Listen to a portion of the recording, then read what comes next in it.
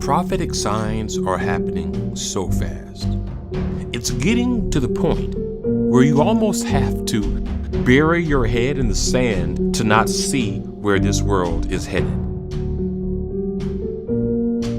The Bible said a time would come where people would be able to be tracked. And such a tracking system would dictate how they could buy or sell. And just recently, we see nations adopting advanced AI-driven digital ID systems that would allow exactly that.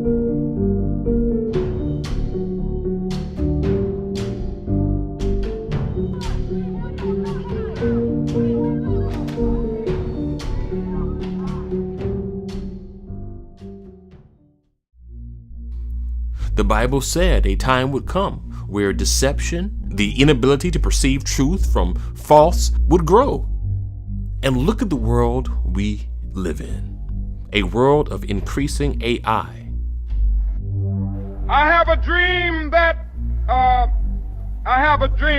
forgot the words. What the hell? Now, forget it. 6, 7, 6, 7. And now, we're going to paint the birds, just a couple of happy little shapes right up here in the sky. That's not right. Gosh, I can't get anything right. You still have to pay for the slushie. My sister, I have a dream that one day this slushie will be free for all who thirst. Sir, this isn't about dreams. It's about paying for your slushie. Just a happy little tree right here in the corner. Let him live. Ah, you stupid, slippery, mossy piece of... Why would you... Look at this, you ruined the whole... I've spent 2 hours on this... Wow. It will be nearly impossible to tell what's real from what is not. The Bible said that eventually, before Jesus returns, the nations will be fighting around the region of Jerusalem. But before that destruction, there would be cries of peace and security.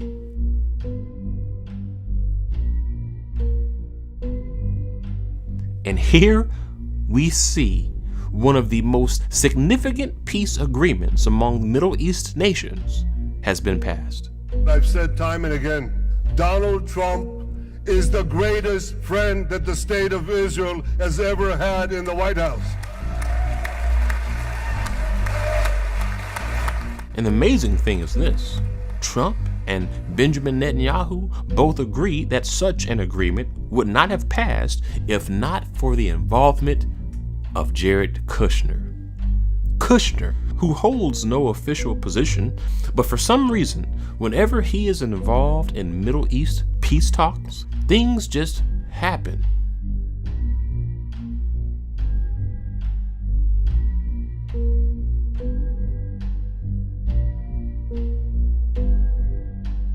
Now that the war is over, if you want to integrate Israel with the broader Middle East, you have to help the Palestinian people thrive and do better.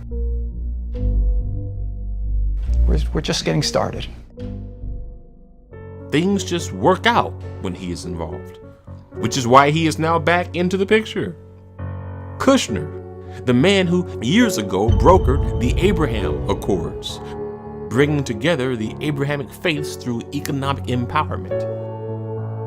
Kushner, the man who made history with the purchase of one of the most expensive properties to be used at his main office, the 666 building. Kushner, the man who made it possible for the U.S. Embassy to be set up in Jerusalem exactly 70 years after Israel became a nation. This is Kushner we're talking about, the man who just recently started his own billion-dollar artificial intelligence firm after making a groundbreaking purchase with Electronic Arts. This is Kushner, the man who by coincidence knew Israel's Prime Minister Benjamin Netanyahu since he was a child. Can I reveal, Jared, how long we've known you? Can I reveal, Jared, how long we've known you? Well, he was never small. He was always big. He was always tall. But Jared Kushner? Well, let's just say he is someone to keep your eyes on. Years ago, we predicted that much more would come from him. And we are seeing exactly that. He's a very interesting fella. Basically, things are happening with such light speed that the past few months are almost word for word fulfilling what Jesus himself said would take place right before he returns. He said there would be wars. Well, we've seen that. He said there would be pestilence. Oh yeah, we've seen that. He said there would be false prophets. Hey, remember the prophets saying that the rapture would have happened last month? Oh yes, we've seen lots of false prophecy recently. And what about when Jesus said that many will face persecution and die for his name? Well, we are now recently seeing more of that as well. Tons and tons of Christian martyrs persecuted, losing their life very recently.